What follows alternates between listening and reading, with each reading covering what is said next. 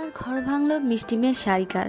ভীষণ সংসারী ও স্বামী ভক্ত হিসেবে মিডিয়া পাড়ায় চর্চা ছিল একসময়ের আলোচিত মডেল ও অভিনেত্রী সারিকার। 2006 সালে মডেলিং আর 2010 সালে নির্মাতা আশুতোষ সুজনের ক্যামেলিয়া নাটকের মাধ্যমে অভিনয় জীবন শুরু করেন। তারপর 2014 সালের আগস্টে ব্যবসায়ী মাহিম করিমের সঙ্গে প্রেম করে হঠাৎ করেই বিয়ের কাজটি সেরেছিলেন সারিকা। বিয়ের 1 বছরের মাথায় সারিকার কোলজুড়ে আসে কন্যা সন্তান। বিয়ের পর থেকেই নাটক, মডেলিং সব বাদ দিয়ে শ্বশুরবাড়ি আর সন্তান নিয়েই ব্যস্ত ছিলেন সারিকা। আর কখনো মিডিয়ায় ফিরবেন না এরকম আশঙ্কাও ছিল সারিকাকে নিয়ে। তাই হঠাৎ করেই সারিকার ঘর ভাঙা একদম বিনা মেঘে বজ্রপাতের মতো বিঁধল সারিকা ভক্তদের কাছে।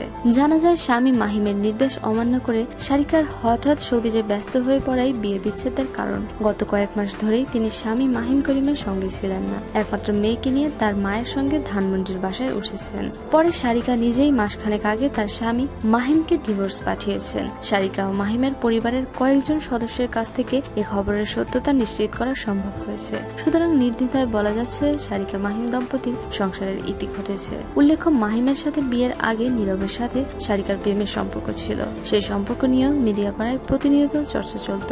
প্রিয় দর্শক, মডেল সারিকার এই বিবাহ বিচ্ছেদ নিয়ে আপনার মতামত শেয়ার করুন না আমাদের সাথে। শোবিজের আরো নিত্য নতুন খবর জানতে আমাদের সাবস্ক্রাইব করুন, লাইক দিন এবং কমেন্ট করতে ভুলবেন না।